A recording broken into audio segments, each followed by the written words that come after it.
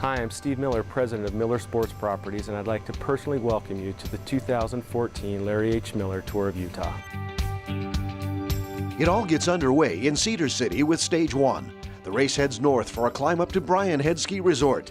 The racers then pass by Cedar Breaks National Monument, another climb in Cedar Canyon, before a long descent back to the large crowds of Cedar City. The fans will then be treated to 3 high-speed circuit laps. But I think about those crowds in Cedar City on day 1 with the finishing circuits. That was really exciting. And what should be an all-out sprint finish, just like last year. Obermatt still on his pedestal, BMC, and he's going to cross the finish line and win this thing.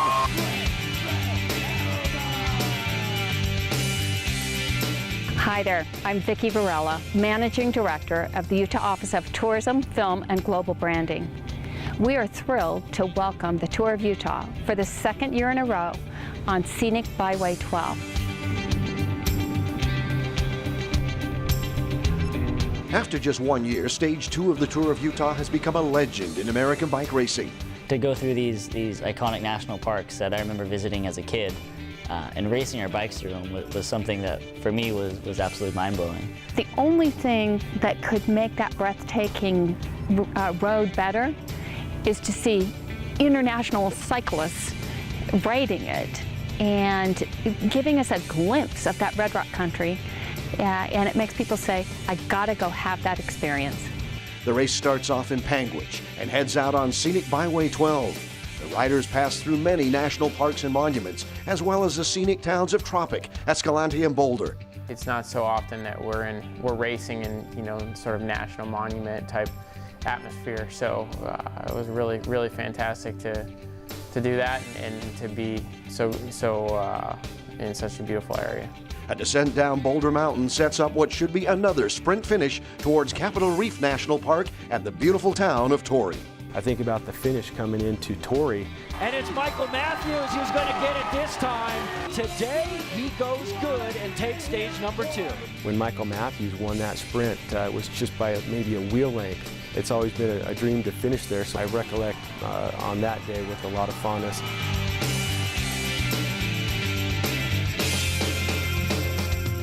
Hi, I'm Jeff Robbins, President and CEO of the Utah Sports Commission, and a proud sponsor of Stage 3 of the Larry H. Miller Tour of Utah. After 2 days in the mountains, Stage 3 provides a respite of sorts for the riders. Starting in Lehi at IM Flash Technologies, the racers will ride down the west side of Utah Lake before heading into the West Desert, where the Pony Express once rode. A finish at Miller Motor Sports Park awaits the riders, including 3 laps around the world-class racetrack. Miller Motor Sports Park really is one of the premier event locations for many action sports events and for a lot of the things that we get involved in. Well, it's interesting. I mean, there is basically 100 yards straight and then a corner, and 50 yards straight, another corner, and 20 yards straight, another corner.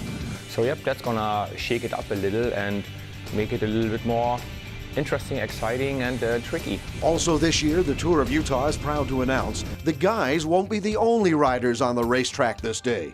We're really excited to be able to introduce the women's circuit race on Stage 3.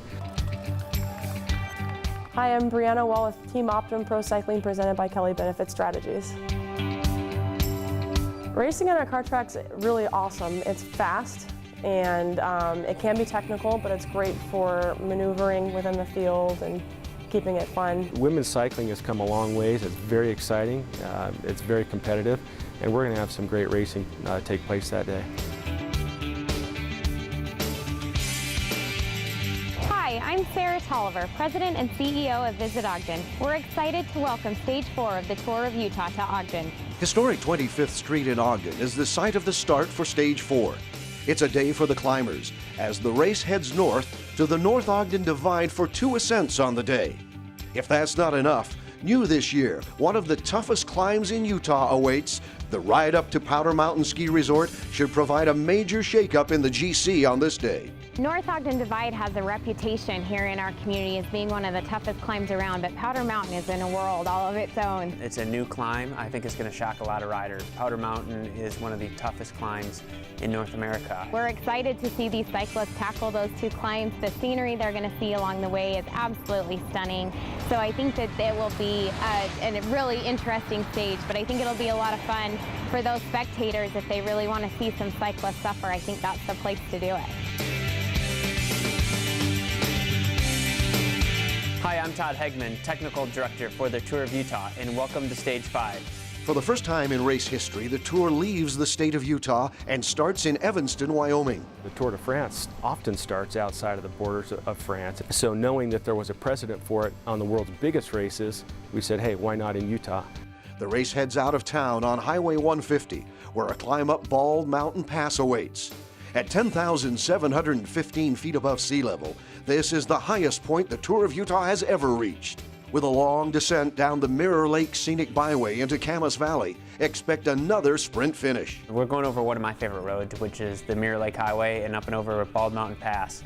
It's a beautiful road that tops out at close to 11,000 feet, and that's a long downhill into Camas. My knowledge for the finish of that stage, I live 20 minutes from where it will finish, so I ride the roads every day. It's just a stunning, stunning stage.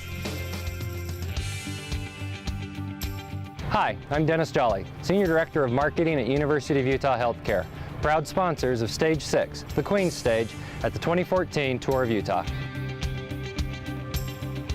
With over 108 miles and close to 13,000 feet of elevation gain, Stage 6 is another day for the climbers. Starting at Rice Eccles Stadium in Salt Lake City, the climbing begins immediately up Emigration Canyon and the tougher Big Mountain. The race then travels through rural Morgan and Summit counties before reaching Park City. A climb over Guardsman's Pass and a fast descent down Big Cottonwood Canyon set up the climb to Snowbird. The climb up to Snowbird is one of the most iconic races in America. Snowbird is a very difficult climb. It's very deceiving because it's a bigger road and it's just kind of straight, and so it doesn't look all that steep, but it's quite difficult.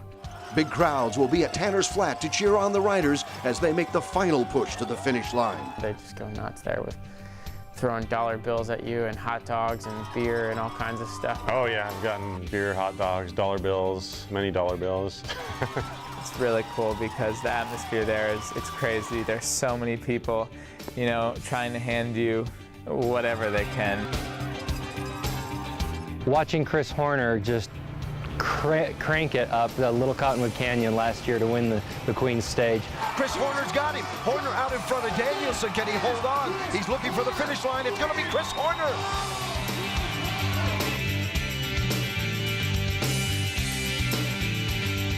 Hi, I'm Tom Danielson from Team Garmin Sharp, and welcome to Stage 7, the final stage of this year's Tour of Utah.